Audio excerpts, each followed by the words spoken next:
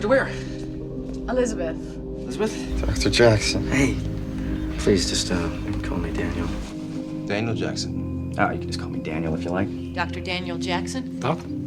Daniel's fine. Hey, Daniel. Daniel's fine. Dr. Novak? Dr. Jackson? Daniel. You can call me Lindsay. I'm sorry, Dr. Jackson. Daniel. Daniel. I read an article about him in the American Journal for Evolutionary Science. I've read every book in the base library twice. The base library has a subscription. You know, my aunt used to talk about you all the time. It's funny, I always used to picture some Indiana Jones type with a bullwhip and a pistol chasing bad guys through some ancient temple. Well, I generally leave the whip at home. So. Right, yeah, me too.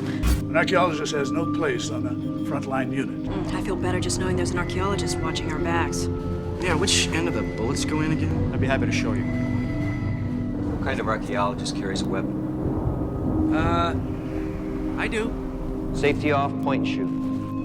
Not at me. Hey, watch where you're pointing that thing.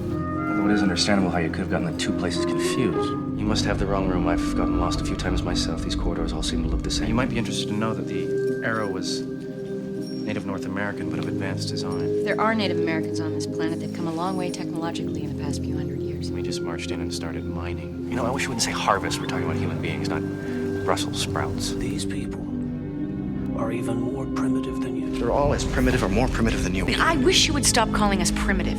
That is why we have so strongly resisted sharing what we know with more primitive society. You know, we prefer less advanced, if you don't mind. You are anything but primitive, Samantha. They called us very young, which I suppose is a hair more polite than calling us primitive, but same idea. Did you say primitive? We're the primitive inferior race. Why would you suspect us? The indigenous people? The indigenous person we encountered on the other side. They're either pathetically pre-technological or brilliantly post-technological. We came to an agreement to divide his territories and his armies evenly. How civilized of you. I'd also like to show you images of your ancestors. Ancestors? Oh, yeah, this may come as a bit of a shock, but we believe that your great-great-great-great-great-great-grandfather may have actually come from here. From here? We adapted our form to those of the sailor spirits so that we could protect and coexist alongside them in harmony. You've been posing as gods, for heaven's sake. Without interfering in their natural evolution. This is their planet. We're the invaders.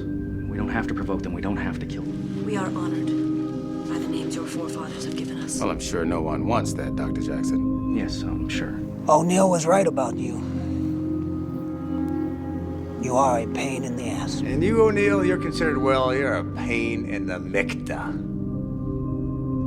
Neck? No. One more thing, so that there's no confusion. If negotiations fail, and it comes down to us or them, I choose us.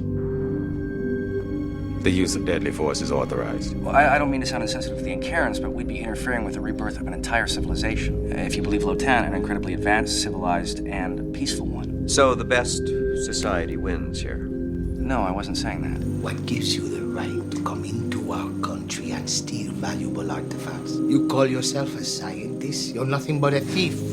And you think you're better than me. But I have reasons for what I do. I don't doubt that.